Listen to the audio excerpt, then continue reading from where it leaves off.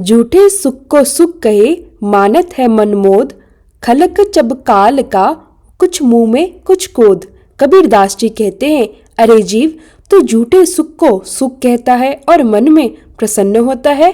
देख, यह सारा संसार मृत्यु के लिए उस भोजन के समान है, जो कुछ तो उसके मुंह में है और कुछ गोद में वह खाने के लिए रखता है।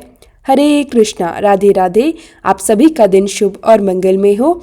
इससे पहले के सभी अध्याय सुनने के लिए आप सभी का हमेशा की तरह दिल से धन्यवाद। आज आप सुनेंगे मार्गशीर्ष मास महात्म्य का 27वां अध्याय। भगवान नारायण कहते हैं, हे नारद, एक दिन राधिका नाथ श्री कृष्ण, बलराम और ग्वाल बालों के साथ उस ताल वन में गए जो पके हुए फलों से भरा हुआ था। उन ताल वनों की रक्षा गंधर्व रूपधारी एक दैत्य किया करता था, जिसका नाम था धनुक। उसमें करोड़ों सिंहों के समान बल था। वह देवताओं के दर्प का दलन करने वाला था। उसका शरीर पर्वत के समान था और दोनों नेत्र कुएं के समान। उसके दांत हरीस की पात के समान और मुंह पर्वत की कंदराओं के समान था। उसकी चंचल और भयानक जीभ 100 हाथ लंबी थी। नाभि तालाब जैसी दिखाई पड़ती थी। उसका शब्द बहुत भयंकर था। तालवन को देखकर उन श्रेष्ठ ग्वाल बालकों को बड़ा आनंद हुआ। उनके मुख पर मुस्कान छा गई और वे बड़े कौतूहल से श्री कृष्ण से बोले, हे कृष्ण, हे करुणा सिंधु, आप तो संपूर्ण जगत के पालक हैं। महाबली बलराम जी आपके भाई हैं और समस्त बलवान में श्रेष्ठ भी हैं।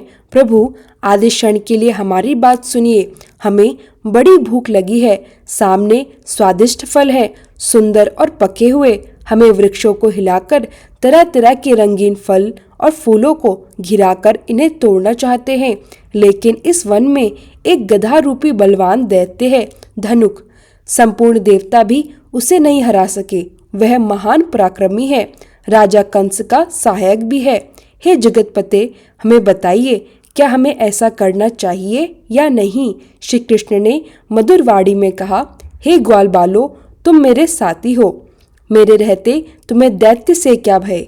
वृक्षों को हिलाकर फल खाओ, जैसा चाहो वैसा करो। श्री कृष्ण की आज्ञा पाकर बालक उछले। देखते ही देखते वह वृक्षों की चोटियों पर चढ़ गए। वह भूखे थे, इसलिए स्वादिष्ट फल भी खाना चाहते थे। नारद ने उन्हें कई रंग के सुंदर पके हुए फल दिए। कितने बालकों ने टहनियां तोड़ी, कितनों ने बार बार हिलाया ताकि फल नीचे गिर जाए। कई बालक बड़े शोर करने लगे, खुशी में नाचने लगे, लेकिन तभी उन्होंने देखा वह गंधर्व रूपधारी महाबली दैत्य उनकी ओर तेजी से आ रहा था। वह भयंकर शब्द कर रहा था। बालक डर गए और जो फल पकड़े थे वह भी फेंक दिए। बार बार जोर से कृष्ण कृष्ण का कीर्तन करने लगे। हे करुणा निधान कृष्ण, हमारी रक्षा करो, हम तुम्हें पुकारते हैं, नहीं तो यह दानव हमें मार डालेगा। हे मुरारी गोविंद, हे दामोदर। भगवान की स्मृति से भयाहरा भक्त वत्सल माधव श्री कृष्ण और महाबली बलराम उसी स्थान पर आए जहां बालक भयभीत खड़े थे। डरो मत, अब मैं आ गया हूँ, तुम्हें डरने की कोई आवश्यकता नहीं। वे बालकों के पास तेजी से आए और मंद मंद मुस्कान के साथ अभय दान दिया।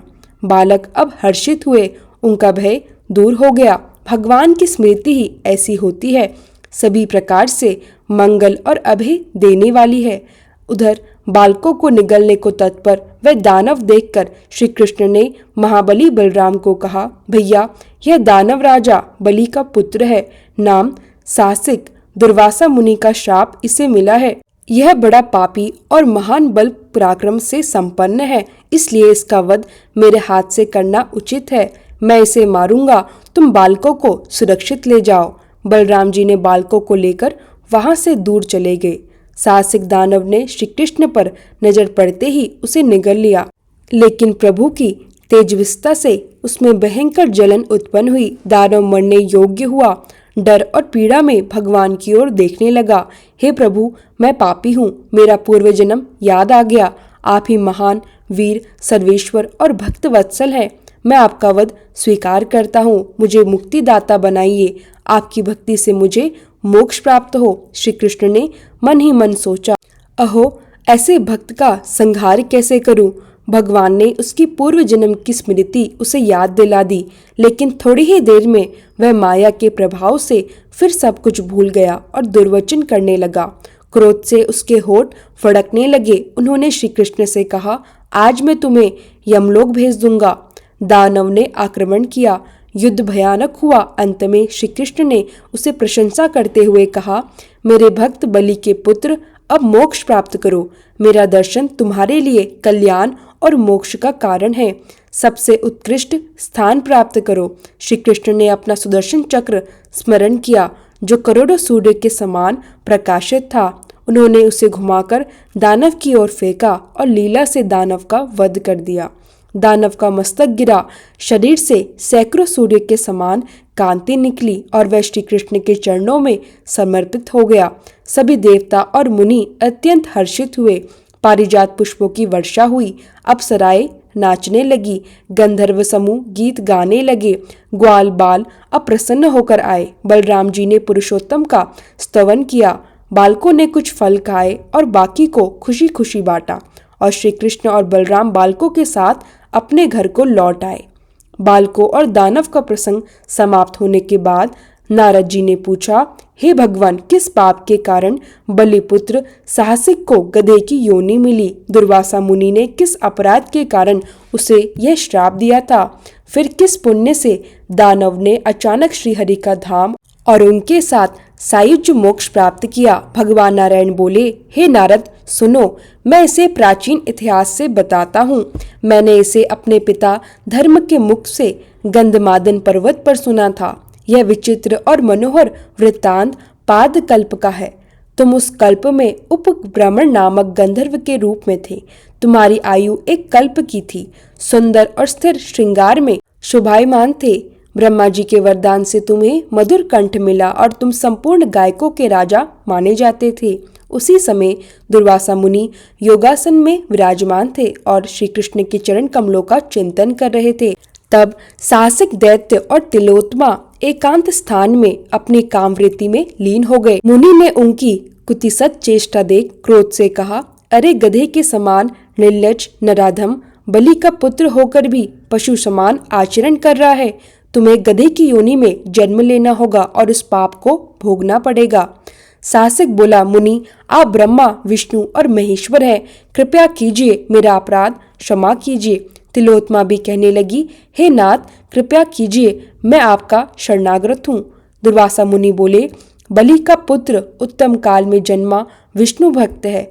भविष्य में ब्रज के निकट वृंदावन के तालवन में जाकर श्री कृष्ण के चरण चिन्ह प्राप्त करेगा। दानव योनि में जन्म लेने पर मोक्ष प्राप्त होगा। तिलोत्मा भारत में बाणासुर की पुत्री होगी और अनिरुद्ध की पत्नी बनकर शुद्ध हो जाएगी। इस प्रकार साहसिक का गंधर्व योनि में जन्म लेने का कारण स्पष्ट हुआ। बंशी शोभित कर मधुर, नील जलत तन श्याम, अरुण अधर जनु बीम्ब फल, नयन कमल अभिराम। पूर्ण इंद्र अरविंद मुख, पीतांबर शुभ साज, जय मनमोहन मदन छवि, कृष्ण चंद्र महाराज। जय यदुनंदन जय जुगवंदन, जय वसुदेव देव की नंदन, जय यशोदा सुत नंद दुलारे, जय प्रभु भक्तन की दृक्तारे। जय नटनागर नाग नथैया, कृष्ण कन्हैया धेनु चरैया। पुनि नख पर प्रभु गिरवर धारो, आओ दीनन कष्ट निवारो। वंशी मधुर अधर धरि तेरी, होवे पूर्ण मनोरथ मेरो। आओ हरि पुनि माखन चाखो, आज लाज भारत की राखो। गोल कपोल चिंबुक अरुणाड़े, मृदु मुस्कान मोहिनी डारे। रंजित राजीव नयन विशाला, मोर मुकुट वै जयंती माला। कुंडल श्रवण पीत पट आछे, कटी कीकड़ी काछन काछे। नील जलज सुंदर तनु सोहे, छवि लखी सुर नर मुनिमन मोहे। मस्तक तिलक अलग घुंघराले, आओ कृष्ण बांसुरी वाले। करी पय पान पुत नहीं तार्यो, अका बका कागा सुर मार्यो। मधुवन जलत अग्नि जब ज्वाला, भे शीतल लगती ही नंदलाला। सुरपति जब ब्रज चढ़्यो रसाई, मसुरधार वारी वर्षा आई। लगत लगत ब्रज चहन बहायो, गोवर्धन नख धारी बचायो। लखी यशोदा मन भ्रम अधिकाई, मुख मह 14 भुवन दिखाई। दुष्ट कंस अधि उदम मचायो, कोटि कमल जब फूल मंगायो। नाथ काली ही तब तुम लीने, चरण चिन्ह दे निर्भन कीन्हे। करी गोपिन संग रास विलासा, सबकी पूर्ण करी अभिलाषा। केतिक महा असुर संगरायो, कंसी केस पकड़ी दे मारियो। मात पिता की बंदी छुड़ाई, उग्रसेन कह राज्य दिलाई। महिषे मृतक चहु सुतलायो, मातु देव की शोक मिटायो। भौमासुर मुर दैत्य संहारी, लाए शतदस सहस कुमारी। दे भीड़ी तीर चीर सहारा, जरा सिंधु राक्षस कह मारा। असुर बकासुर आदिक मारियो, भक्तन के तब कष्ट निवारियो। दीन सुदामा के दुख टारियो, तंदुल तीन मुठ मुख डारियो। प्रेम के साग विदुर घर मांगे, दुर्योधन के मेवा त्यागे। लखी प्रेम की महिमा भारी, ऐसे श्याम दिन हितकारी। भारत के पार्थ रथा के, लिए चक्र कर नहीं बलता के। निज गीता के ज्ञान सुनाई, भक्तन हृदय सुधा वर्षा आए। मीरा थी ऐसी मतवाली, विष पी गई बजाकर ताली। राणा भेजा साप पिटारी, शालीग्राम बनी बनवारी। निज माया तुम विधि दिखाइयो, उड़ते संशय शकल मिटाइयो। तब शत निंदा करी तत्काला, जीवन मुक्त भयो शिशुपाला।